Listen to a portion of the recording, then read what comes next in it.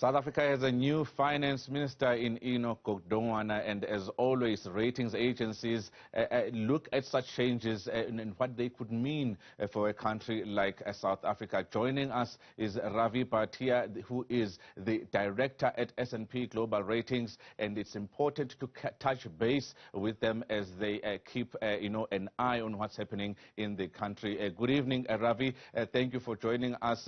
Just to start here, what are the reservations would you have to the changes at National Treasury portfolio, such as we've seen here in South Africa, at such a crucial time in a country's economic recovery?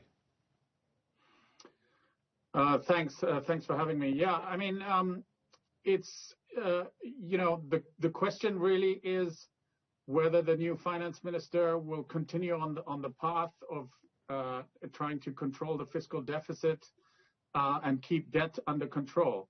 And Enoch is a well-known figure. He's known to investors. He's a seasoned candidate.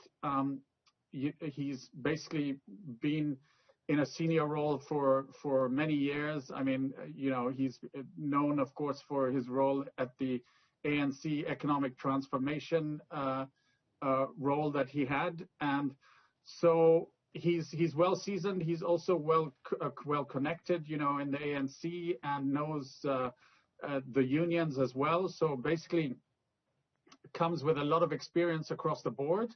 So the task is really to try to stimulate growth, but at the same time also keep the fiscal deficit under control.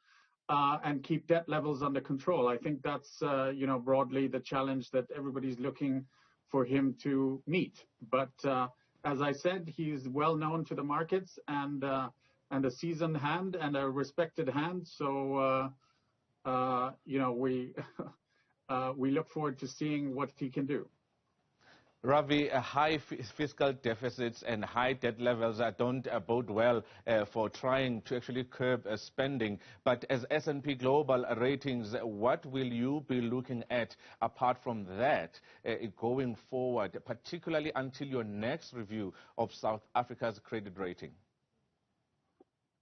Well, we'll also be looking at, the impact of the recent riots on growth and whether they can be counterbalanced by the whole improved commodity prices and the support that has given the South African economy.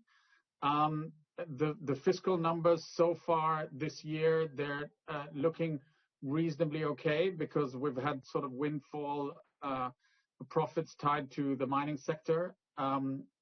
So, it's again looking at growth, at the fiscal story, and in the medium term, structural reforms that will lead to hopefully getting South Africa on a higher growth path, on a higher growth trajectory. From what you know about Godongwana, his previous position as the head of economic transformation, and the report that he released in July 2020, your impressions of what is concerned is actually in that particular report. I'm sure you've read it. Are there any reservations that you have about South Africa's possible policy direction, or you think Godongwana is not going to tinker with South Africa's economic policy direction? Well, I think, he's made some good comments in as much as, he's made the point that expenditure has to be controlled, and that given that the tax base in South Africa is really quite narrow, South Africa can't have prolific expenditure. There just isn't the money for it.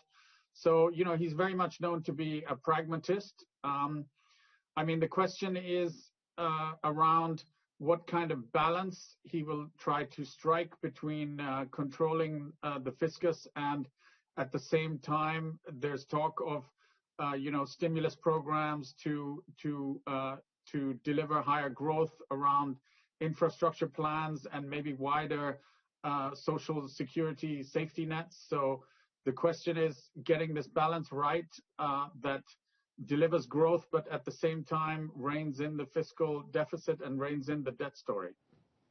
Ravi Bhatia, the executive director at S&P Global Ratings, all the way in London, telling us his thoughts there on the new finance minister, Enoch Godongwana. Well, earlier